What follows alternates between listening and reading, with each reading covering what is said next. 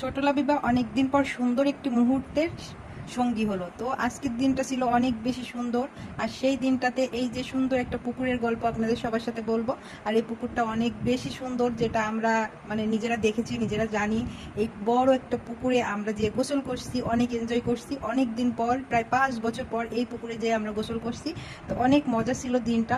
আর লাবিবা তো অনেক বেশি খুশি এই পুকুরটা দেখে, কারণ এই পুকুরটা ওর অনেক ভালো লাগছে। আর এই পুকুর থেকে কোনোভাবেই সরতেছিল না। তো বন্ধুরা, আসসালামু আলাইকুম, কেমন আছেন সবাই? আশা করছি সবাই ভালো আছেন। আল্লাহর অশেষ রহমতে লাবিবা আমরা সবাই অনেক অনেক ভালো আছি। তো এই যে লাবিবা এখন পুকুর ধার থেকে তো কোনোভাবেই সরতেছিল না। আর অনেক অনেক বেশি এক্সাইটমেন্ট কাজ করতেছিল। তো এখানে পুকুরে পানি দেওয়া হচ্ছিল, তো পানির পাইপটা লাবিবা বারবারই উঠে দাঁড়াচ্ছিল, পাইপটা চেপে ধরার চেষ্টা করতেছিল। ও কোনোভাবে বুঝতেছিল না পানিটা কোথায় যাচ্ছে, কি হচ্ছে, বোঝার চেষ্টা করতে করতে অ্যাট লাস্ট লাবিবা বুঝে ফেলে যে এটা পুকুরে যাচ্ছে, পাইপের সাহায্যে পুকুরে পানি দেওয়া হচ্ছে। তো অ্যাট লাস্ট লাবিবা পুকুর ধার থেকে একটু সরলো, তো সরে রাস্তার ধারে আসলো। তো আমি বললাম, এগুলো হাত দিও না, কে শোনে কার কথা। তো নিজে লাঠিটা নিয়ে একা একাই হাঁটতে শুরু করলো। আর আমাকে বললো, আমাকে একদমই বিরক্ত করবে না, আমি এভাবেই ঘুরে বেড়াবো। তো ছোট পুকুর বাসে যে লাবিবা তো খুবই খুশি। আর এই যে রাস্তাগুলো একেবারে বাড়ির সাথে, পুকুরের সাথে রাস্তা, আসলে মানে এই দৃশ্যগুলো এখন সহজে দেখা যায় না। তো দৃশ্যগুলো অনেক বেশি মনোরম পরিবেশ ছিল, তো সুন্দর ছিল জায়গাটা। তো সব মিলিয়ে তো লাবিবা খুবই খুশি। আজকের দিনটা এত বেশি স্মরণীয় যে বলে বোঝানো যাবে না। তো লাবিবা এই স্মরণীয় দিনটাকে আরো স্মরণীয় করার জন্য আমি তাকে ভিডিও করে রাখলাম, যাতে আমাদের এই দিনটা কখনোই ভুলে না যাওয়া যায়, যাতে বারবারই মনে পড়ে। তো এভাবেই আজকের দিনটা পার করা হলো।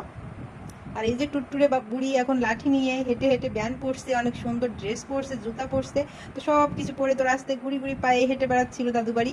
তো এভাবেই তার সারাদিনটা কেটে গেল। কে বলছে গরম? তার কোনো গরমই নাই। সে সব থেকে খুশি হয় রাস্তায় হেঁটে বেড়াতে পারলে, কোথাও ঘুরে বেড়াতে পারলে। আসলে বেড়াতে সে খুবই পছন্দ করে, ঘুরতে খুবই ভালোবাসে। তো তাকে ঘুরতে নিয়ে গেলে আর কোনো কথাই নাই। আর ছোট পুকুর বাড়ি হলে তো আর কোনো কথাই নাই। তো ছোট পুকুর বাড়ি পার্সোনালি সে অনেক বেশি পছন্দ করে। আর ছোট পুকুর বাড়ি গেলে তার কোনোই আপত্তি নাই, সেখানে যতই অসুবিধা হোক সে সেখানেই যেতে চায় বারবার।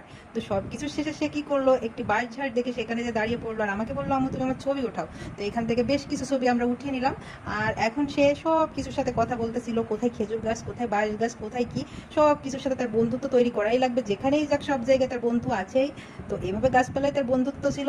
আর গাছপালায় বন্ধুত্ব মানে তো অনেক বেশি ভালোবাসা, গাছের সাথে ভালোবাসা। তো ওর সব কিছুতে আমার অনেক বেশি মানে ভালো লাগে, যেটা ও সব সময় গাছের সাথে কথা বলার চেষ্টা করে। যখনই কিছু গাছ দেখবে ও একাই বলবে, এই গাছ তুমি ভালো আছো, তোমার বাবা কি ভালো আছে, তোমার বাসায় কি সবাই ভালো আছে। তো এখানে সাপন একটা ভ্যান গাড়ির উপরে উঠে বসেছিল, খেলতেছিল। তো লাবিবা ওঠার চেষ্টা করতেছিল। তো আমি বললাম, না, এখানে উঠতে গেলে তুমি পড়ে যাবে, ওঠা যাবে না। তো কে শোনে কার কথা? ও তো উঠবেই, কোনোভাবেই শুনবে না। তো দুই ভাই বোন সারাক্ষণ এভাবেই বিরক্ত করতে থাকে, কিন্তু কিছুই করার নেই। বন্ধুরা, আজকে ভিডিওটা এই পর্যন্তই।